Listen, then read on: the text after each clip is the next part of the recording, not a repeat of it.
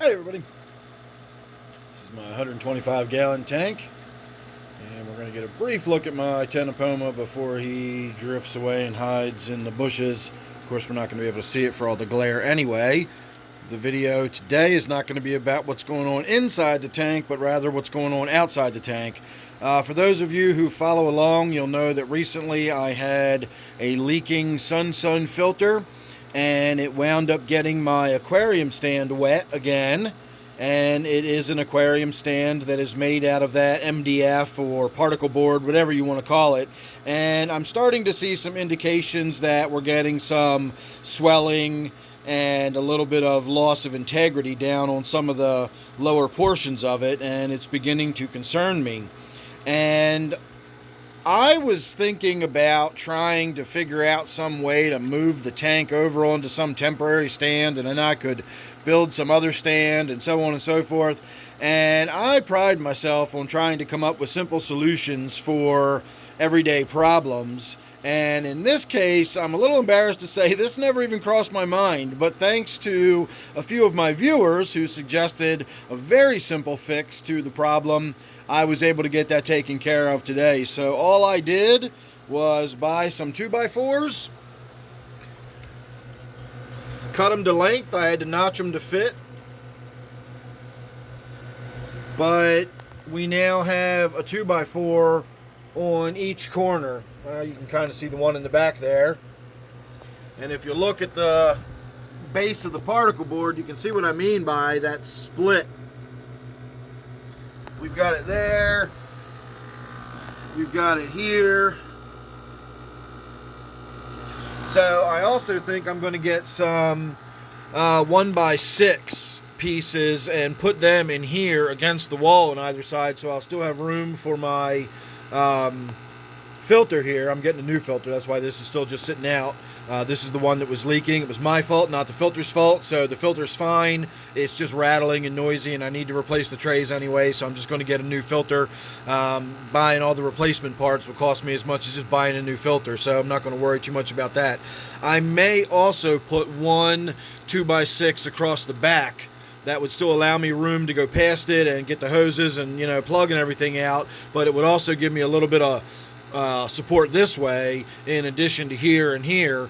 But my main concern was just getting some of that weight supported on these corners here, and I did it all the way around. All four corners now have a piece of 2x4, and again, I know you can't see the one in the back, but trust me, there's another one just like that in the back.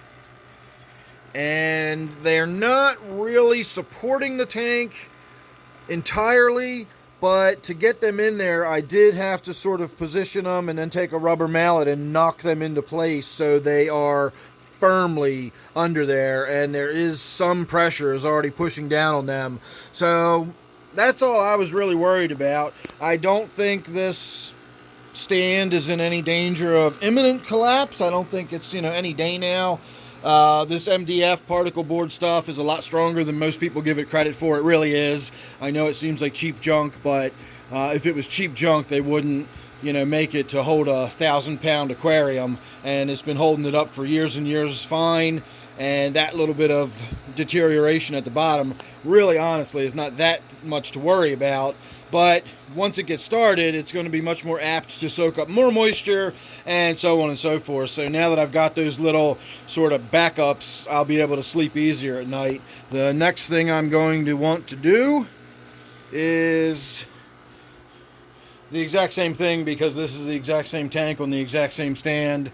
Got them from PetSmart on their Black Friday sale. The tank, the ensemble, the hoods, the light, and everything was like $325 or something ridiculous. It was less than half the price of the normal ensemble. And so I've snatched two of those up on consecutive years. And so this one's the newer one, but it's still been sitting here for quite a long time. This one is not in a position where it's ever really gotten wet.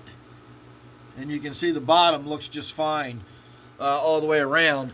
This one too, I did not bother to put the feet on it, which I really wish I had.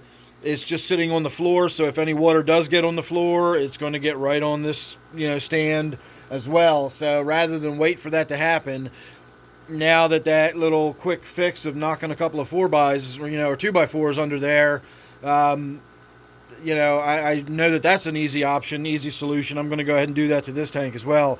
Next opportunity I get to get out and get some more 4x, or 2x4s rather. I'm trying to look at where I'm stepping, look at the fish, and think about what I'm saying all off the top of my head. I'm wearing a red shirt right now. If you're wondering why these fish seem to have an unusually red glow, that is the reflection from my shirt, believe it or not. And then if you can see in the back there is my big pleco. So I got to get going. I got to get the lawn cut before the rains come. It certainly looks like they're on the way, and the lawn already needs to be cut. So if I put it off one more time and we do get even more rain, it'll be that much worse the next time. So I'm going to get going and do that. Make sure you're subscribed. You never know what you're going to get with me. Just wanted to give everybody updates, so anybody that was worried about that tank collapsing or whatever can rest easy. Everything is just fine. So thanks again. Make sure you're subscribed. Don't forget, this one here is my new world tank. Thanks again. I'll see you real soon in the next one.